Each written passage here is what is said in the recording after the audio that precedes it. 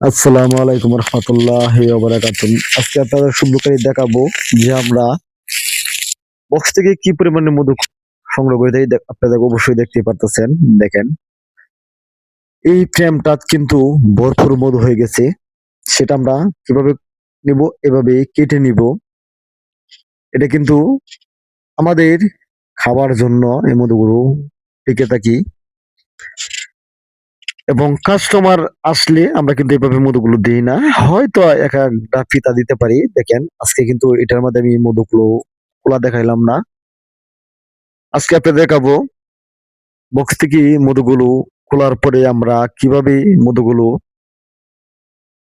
রাখি, সেটা দেখার জন্য আজকের ভিডিওটা তৈরি করা।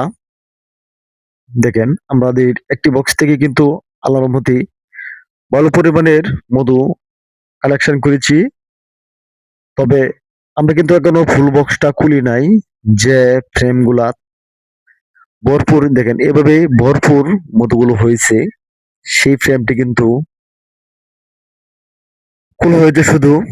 দেখেন, এটার মধ্যে হালকা পরিমাণের কিছু মাছির ডিম রয়েছে, কিন্তু আমরা এটা কেন দিলাম না, আসলে এটা দিলাম না এই কারণে যে আমাদের বক্সটা ভরপুর হয়ে গেছে।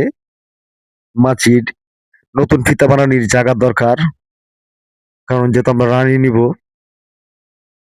হয়তো নতুন ফিতারা থেকে আমরা রানী নিতে পারি। সেজন্য আমরা এই ফিতারা দিলাম না কেটে, একেবারে ফুলটাই কেটে এই নিয়ে আসলাম, এবং ফুলটা কেটে নিব। এটা কিন্তু আর দিব না। দেখেন, এই যে আমরা এখন মধুগুলো বাস করব। এভাবে কিন্তু আমরা মধুগুলো রাখবো। হয়তো আরেকটি ভিডিওতে আপনাদেরকে দেখাইবো যে আমরা খাবার জন্য যে মধুগুলো রাখি সেটা কিভাবে রাখি। আপনার যে কতদিন মন ডাইসা সেটা রাখতে পারেন, এবং আমরা ফিতার সুবিধা কিন্তু মধুগুলো খাইতে স্বাদ বেশি হয়। অনেকেই আপনারা জানেন যে ফিতার সহ মধুগুলো কয় যে ফিতার সুদ্ধা মধুগুলো বেচা যায় কিনা। আসলে আমরা বেছে এমন কোনো কথা না, বেশি। হয়তো আপনারা অনেক জায়গা থেকে কমেন্ট করবেন যে ভাই আমাদের মধুর দরকার, আমাদের মধু দরকার। তবে ভাই, এটা এভাবেই আমরা কিন্তু ডেলিভারি দিয়ে থাকি না। এটা হয়তো আমাদের কাছ থেকে যারা সরাসরি আয়সা নিতে পারে তাদেরকে আমরা ডেলিভারি গুলো দিয়ে থাকি। সেই জন্য অবশ্যই কেউ কমেন্ট করবেন না যে ভাই আমাকে মধু দেন, আমাকে মধু দেন।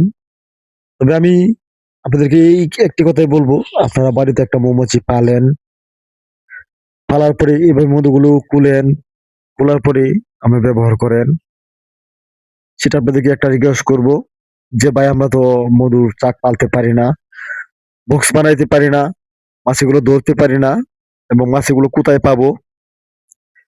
সেটা যখন আপনি নিশ্চয়ই থাকবেন যে আমরা একটা মাছি পালবো, আপনাদের অটোমেটিকই আপনাদের এই এলাকায় পেয়ে যাবেন, গাছের গোত্রে পেয়ে যাবেন এটা।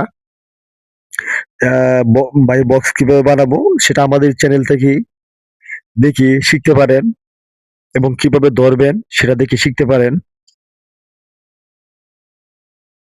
মৌমাছির বক্সের যে জিনিসের প্রয়োজন সেটা সব কিছু আমাদের চ্যানেলে দেখানো হয়, কিভাবে বানাবেন। আপনার সেখান থেকে দেখে শিখে নিয়েন। আসলে আমি অসুস্থ, সেজন্য আপনাদেরকে কথা বলতে পারি না।